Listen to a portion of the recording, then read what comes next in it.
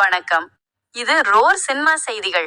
இன்றைய முக்கிய நிகழ்வுகளை ஒரு செய்தி தொகுப்பாக இப்போது விரிவாக பார்க்கலாம். முதலில் தமிழக அரசியல் களத்தின் அனல் பறக்கும் நிலவரங்கள்.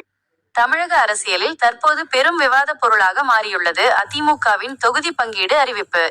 இதற்கு முன்னதாக என்டிஏ கூட்டணியின் பேச்சுவார்த்தைகள் அனைத்தும் டெல்லியில் நடைபெற்றன.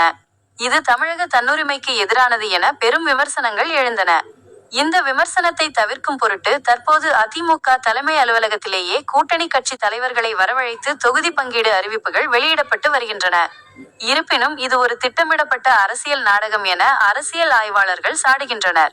டெல்லியில் ஏற்கனவே எடுக்கப்பட்ட முடிவுகளை தமிழகத்தில் அறிவிப்பது போல காட்டி அதிமுக அலுவலகத்தை ஒரு நாடக அரங்கமாக மாற்றிவிட்டதாக கடுமையான விமர்சனங்கள் முன்வைக்கப்படுகின்றன. மக்கள் அனைத்தையும் கவனித்துக் கொண்டுதான் இருக்கிறார்கள் என்பதை எடப்பாடி பழனிசாமி அவர்கள் உணர வேண்டும் என்பதே அரசியல் வல்லுநர்களின் கருத்தாக உள்ளது. தொடர்ந்து திமுக கூட்டணியின் தொகுதி பங்கீடு குறித்த தகவல்கள். மறுபுறம் ஆளும் கட்சியான திமுக தனது கூட்டணி கட்சிகளுடன் தொகுதி பங்கீட்டை விறுவிறுப்பாக இறுதி செய்து வருகிறது. காங்கிரசுக்கு 28 இடங்களும், இந்திய கம்யூனிஸ்ட் கட்சிக்கு 5 இடங்களும், மதிமுகவிற்கு 4 இடங்களும் ஒதுக்கப்பட்டுள்ளன. மார்க்சிஸ்ட் கம்யூனிஸ்ட் கட்சி 6 இடங்களை கேட்டு வரும் நிலையில் அவர்களுக்கு 5 இடங்களை ஒதுக்க திமுக முன்வந்துள்ளது. இதனால் அங்கு சிறிய இழுபறி நீடிக்கிறது. இதற்கிடையில் கூட்டணியிலிருந்து தமிழக வாழ்வுரிமை கட்சி வெளியேறியிருப்பது அரசியல் வட்டாரத்தில் பரபரப்பை ஏற்படுத்தியுள்ளது. மற்ற செய்திகள். இந்திய வரலாற்றில் மறக்க முடியாத நாள் இன்று.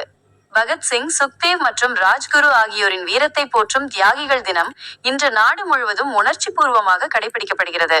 1931ஆம் ஆண்டு இதே நாளில் தேசத்திற்காக தன்னுயிர் நீத்த இந்த மாவீரர்களுக்கு இன்று வீர வணக்கம் செலுத்தப்பட்டது. தமிழகத்தின் புதிய ஆளுநர் ராஜேந்திர விஸ்வநாத் அர்லேகர் அவர்களை தலைமைச் செயலாளர் மற்றும் காவல்துறை உயர் அதிகாரிகள் இன்று கிண்டி ராஜ்பவனில் நேரில் சந்தித்தனர். இல்லத்தரசிகளுக்கு ஒரு மகிழ்ச்சியான செய்தி. கடந்த சில நாட்களாக விண்ணை தொட்ட தங்கம் விலை இன்று அதிரடியாக குறைந்துள்ளது.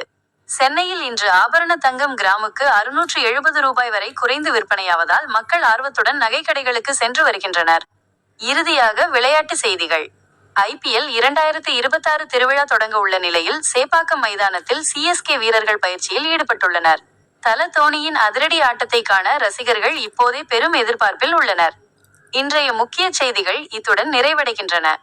உடனுக்குடன் செய்திகளை தெரிந்து கொள்ள இணைந்திருங்கள் ரோர் சினிமாஸ் உடன். நன்றி, வணக்கம்.